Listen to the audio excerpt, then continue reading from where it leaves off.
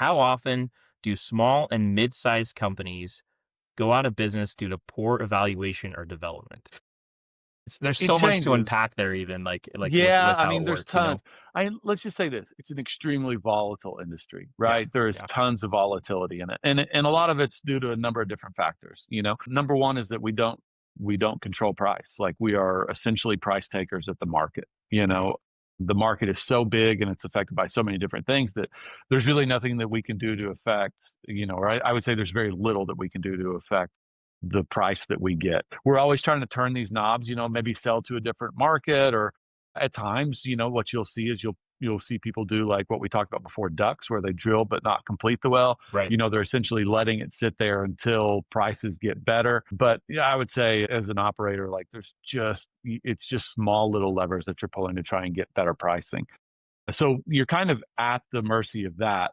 You know, then the other thing I'd say that we have more control over is like your capital spend and all these different things, right? And so that's where we can really affect kind of how our companies perform and all that. Now, you know, if you go out and you buy a big property and it's $100 a barrel oil, the volatility says it's eventually going to get back down to $60 at some point. Hmm. And so if you overextend yourself at the wrong time, then you know, bankruptcy's kind of chasing you and waiting on you.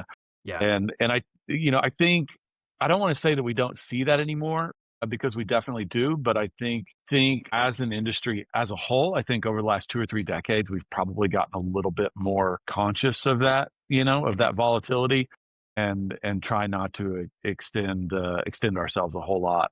Yeah. Now there's always going to be outliers out there. There's always people using leverage to try and, you know, hit it big and increase revenue, increase profit, do all those different things. Yep. I think overall as a whole, we've seen a lot of that kind of that speculation. I think that risk tolerance has definitely decreased, is what I would say. Yeah, everybody wants to, I don't know, like I like taking high risks, like if it's calculated in some way, right? But, Right. to pull off something like Jerry Jones, for example, I mean, the likelihood of that happening is more difficult, right? Um, It's tough, but I mean, but there's a lot of people out there. I mean, you know, it's funny because like I'll meet a lot of people in the industry, or let's say I don't even know that they're in the industry, right?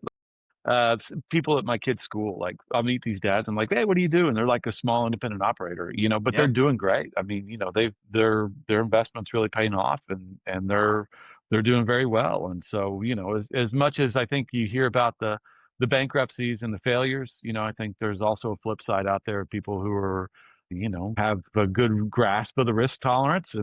and find their niche and are able to make a good profit out.